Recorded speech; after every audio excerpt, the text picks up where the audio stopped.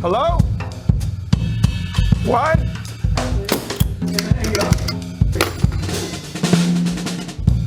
You may not know this. The self-appointed commissioner of tennis has a time machine that I borrowed from my good friend Michael J. Fox. It allows me to travel back to 1982, where I will interview the #1 ranked player. Wait a minute. It's me. Hello, John. I'm the self-appointed tennis commissioner. He doesn't know I am him in 34 years. Hey, old man. Hey, that's a good start. Do you like tennis the way it is? The game's never been faster. The technology with these wood rackets and natural gut's amazing, okay? Wait till he sees what happens in 30 years. Don't you think tennis needs a couple of changes, though? Yeah. There should be an indoor major, or at the very least, a roof at each of the majors. But that'll never happen. It might happen, though. Just don't bet on the French. What do you think of bathroom breaks during the matches? Are you joking? Can't the players hold it for a while? Hey, old fart. You got a problem with your prostate or something? Hey, show me some respect, young man. Do you have any idea what you're gonna do after your career? I have no idea, but I know 3 things I don't want to do. I don't want to collect some lousy paycheck on the seniors tour. I sure as hell don't want to be a tennis commentator or a commissioner, and I don't want to have some lousy TV show on some lame European network. Hey, little piece of advice for you at this year's French Open. Watch out for a Swede. Come on. Borg told me he's not playing any more majors. There's this one guy, 17 years old. They say he's every bit as good as Borg and every bit as boring. Hey, can I give you one final piece of advice? When you're playing this Czech guy in the 1984 French Open final and you're 5 points away from winning the tournament, don't assume it's over. You're a joke. Do you think I'm stupid enough to lose a match from that position? You cannot be serious. I wish I wasn't. God, I had this weird dream. I was talking to myself when I was young. I was such a brat back then. I'm glad I have changed. Have I changed?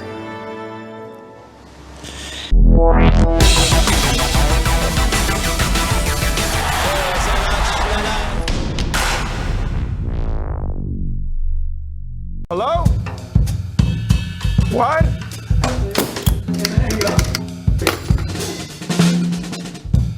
The self-appointed commissioner of tennis wants you to picture this. Let's pretend you're a professional tennis player ranked 250th in the world. You're going to play a small tournament in a country in Eastern Europe you never heard of before you got there. You walk on court. The wind is howling, the sky is gray, and there are 2 people in the stands. One of them is a fat man with a mustache and a big cigar. 2 hours earlier, he offered you $25,000 to take a dive. If you win this match, you will win $250. You struggle to make ends meet. Your wife wants you to get a real job, and you can't even afford to get her a new boob job. What would you do? Would you risk throwing away our life's work and get a potential life ban like the commissioner of tennis would advocate? Sports gambling in general has become a huge problem in our modern world. And tennis players and athletes in general have become primary targets for match fixing.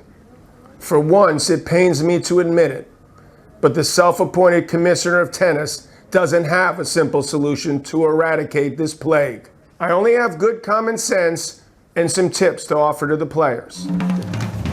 If this guy comes to you and his name sounds like a pasta sauce, it's already a warning. If this guy comes to you and he offers you part of his grandmother's inheritance, he probably wants something in return. If he's carrying around a baseball bat, he ain't the center fielder for the damn New York Yankees.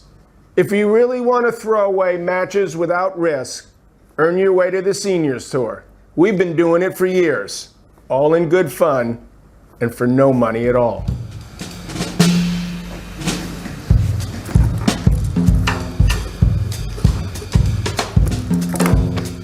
Good night. Good night.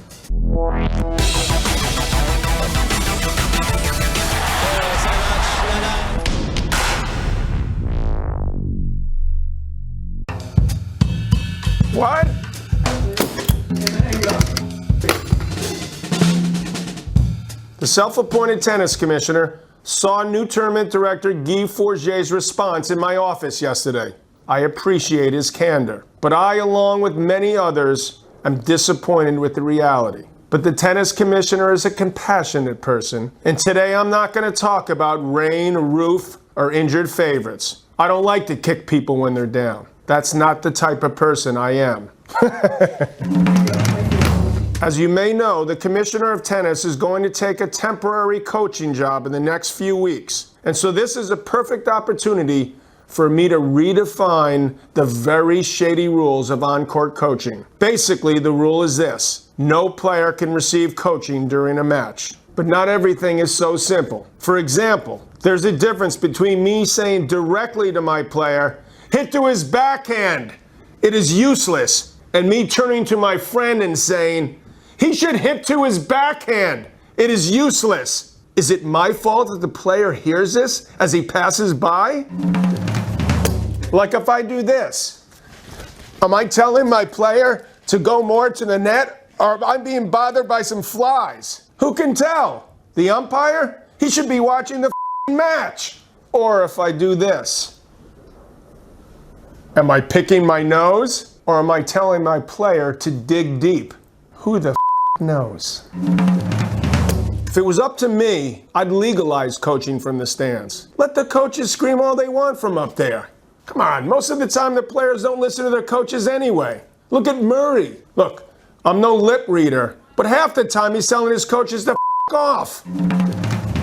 If they're not going to change the rules, coaches, as a new coach, I've got two pieces of advice. If you're at the French Open at Roland Garros, don't bother sending signals. There'll be a rain delay in 10 minutes and you'll be able to coach your player in the locker room. Anywhere else, follow the golden rule. Don't get caught. Simple as that.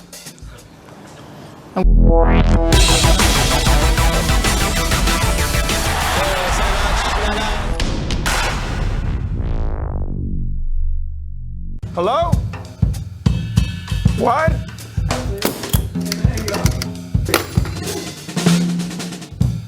Today, the self-appointed commissioner of tennis is conducting a job interview. I'm here with Eric Cantona, who has decided he wants to self-appoint himself commissioner of football during the upcoming European Championships. Before he does that, I want to check his background and his ideas regarding the job he is aiming for. Eric, could you describe your career as a football player? I played for 14 years. Among other things, I won the English Premier League 5 times. They used to call me King Eric. They said I was talented. But I had a temper. That's good. That's good. I consider myself more a free spirit. That's good. That's good. But how many red cards did you get during your career? About 6. Only 6? Yeah, but I was suspended a total of 275 days in a row. That's better. That is better. All right, on a scale of 1 to 10, how much did you dislike the referees? 11. Right answer. What is the strangest thing you ever said in public? When the seagulls follow the trawler, it's because they think sardines will be thrown into the sea. Perfect. I don't know what the it means, but that's brilliant, Eric. Now listen, to be a self-appointed commissioner of anything, you need to be in the right mindset. There's a lot of people out there that are going to bust your balls. Are you ready for that? Who is going to bust my I don't know. People. Do I look like a guy whose can be busted? Good answer.